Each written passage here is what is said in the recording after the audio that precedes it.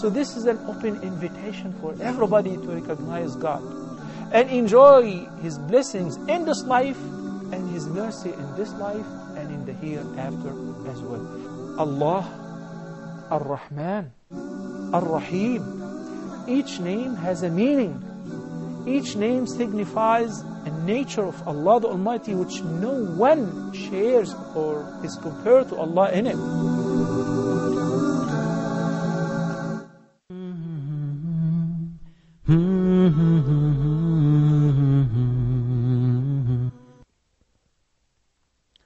Assalamu alaikum rahmatullah and welcome back. The Prophet sallallahu alaihi wasallam was happily married to Khadija, and they lived a very happy life. They had children, and the Prophet sallallahu alaihi wasallam was known to be Abu Qasim because he had Al-Qasim and he had Abdullah, and they all died in their infancy. And he had 4 daughters from Khadija. He had Zainab, he had Kulthum, and he had Fatima, and also he had Ruqayya. And again, they all died in his lifetime, with the exception to Fatima, who died after 6 months after he died, sallallahu alaihi wasallam. He had a very happy life with Khadija. And indeed, he had a very happy life because Khadija was the perfect wife. Wise, beautiful, knowledgeable. She took good care of our Prophet ﷺ, who she could not help but love him.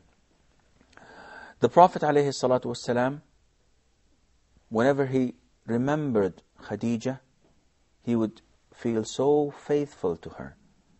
And he had tremendous love to her, to the extent that she had a sister, and her sister's name was Hala.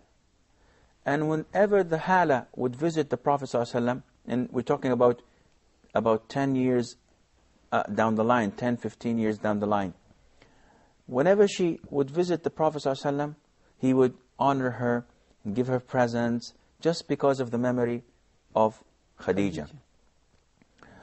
And in one incident, he heard her voice once. And then he said, "Oh Allah, Hala, the sister of Khadija?" And Aisha was there. So she could not help but feel jealous.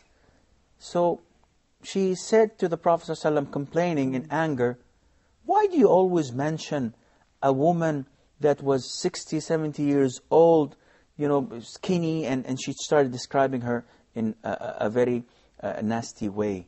Out of jealousy, of course. She was a child herself. Why do you keep on recalling her and remembering her?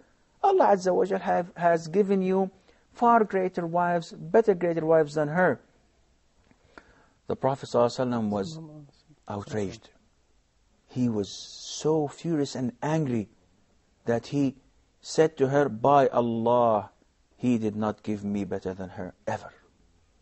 She believed me when people thought I was a liar.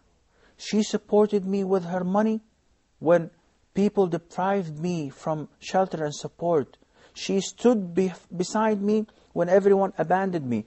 Allah Azza wa Jal has given me children from her where everyone else I was deprived from having children from. By Allah, I was not substituted, I was not given better than her." Aisha, may Allah be pleased with her, hearing this, said, "By Allah, I swear that I will never mention her in a negative way after that." This shows you the amount of love our Prophet ﷺ had to Khadija.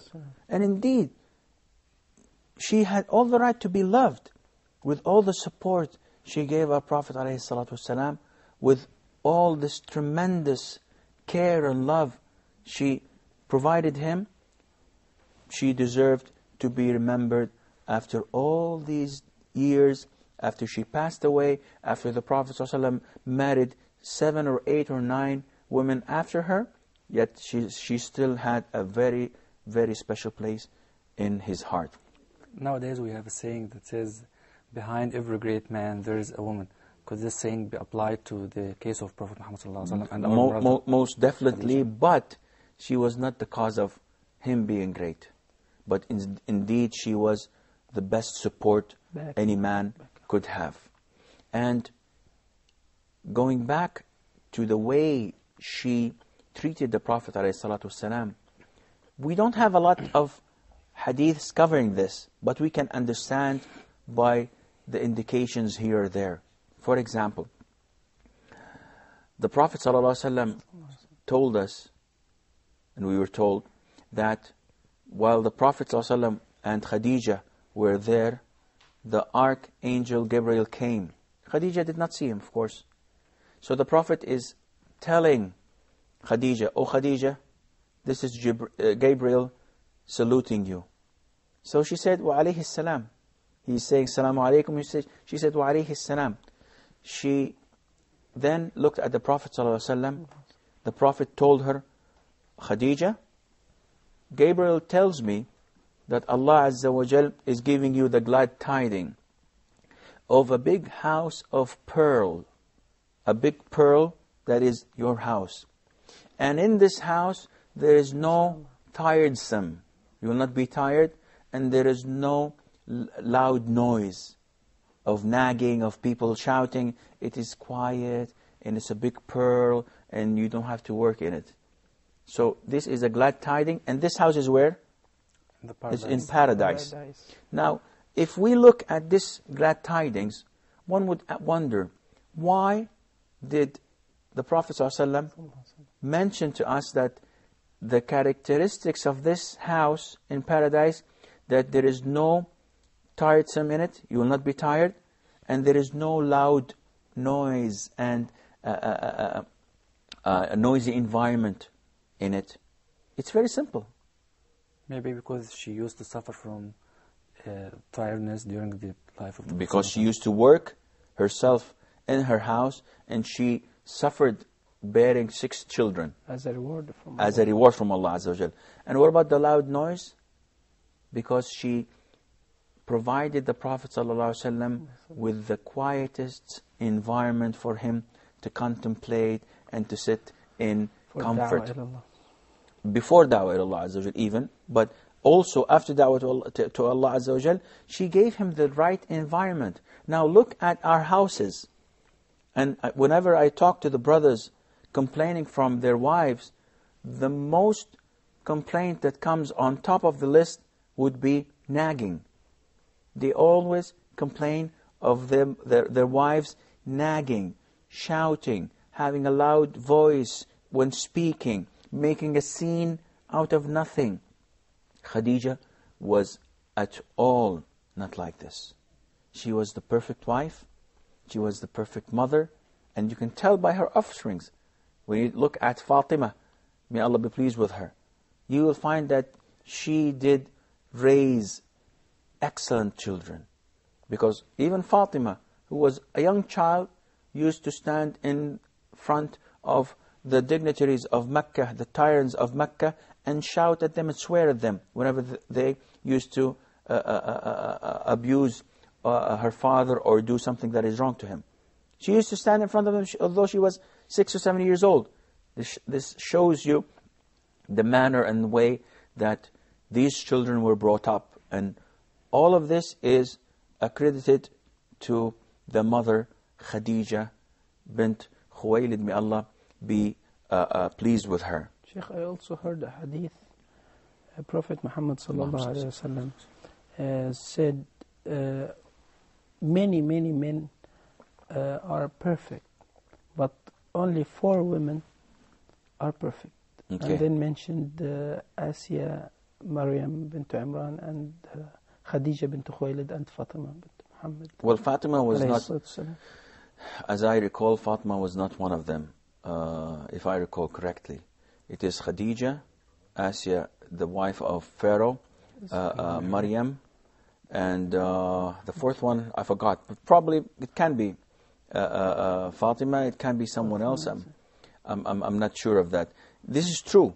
Khadija was among the 4 women that were perfect, because she was the perfect woman in the sense of her intelligence, of her wisdom, of her beauty, of her kindness to her husband. Because a woman can be ugly, but be the perfect wife at the sight of Allah Azza wa Jal, because she's doing whatever she can to help and to provide her husband with a safe haven, with a nice house to live and be there. Coming back to our story, the marriage was a perfect one, except to the death of the boys, Abdullah and Al-Qasim, in their infancy. And the Prophet Muhammad ﷺ had never got married on Khadija? No. The Prophet ﷺ never took another wife until Khadija died, which shows the devotion and love that he had for her. And we have to know that the Prophet ﷺ was 25 years old when he got married. And when he remarried again, it was said that he was 50 or 52 years old. So throughout this time, he only had one wife. And this wife was not a virgin.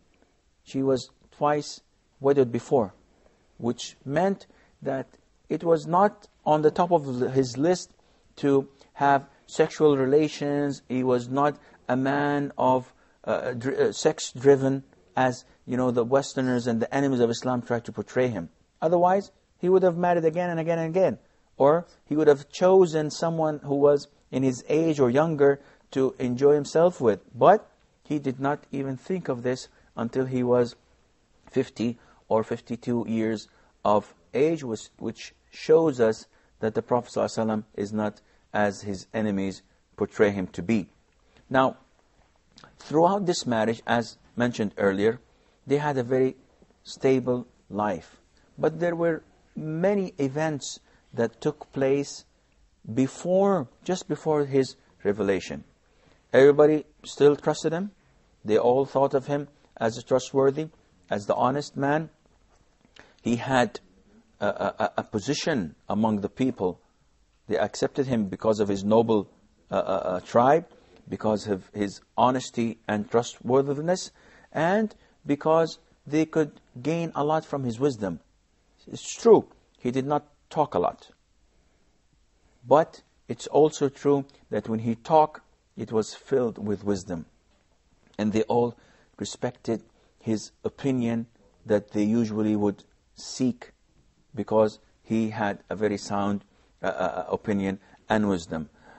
I'm afraid that this is all the time we have for today's program. Inshallah, we will meet again with you. And until then, fi amanillah. Wassalamu alaikum wa rahmatullah.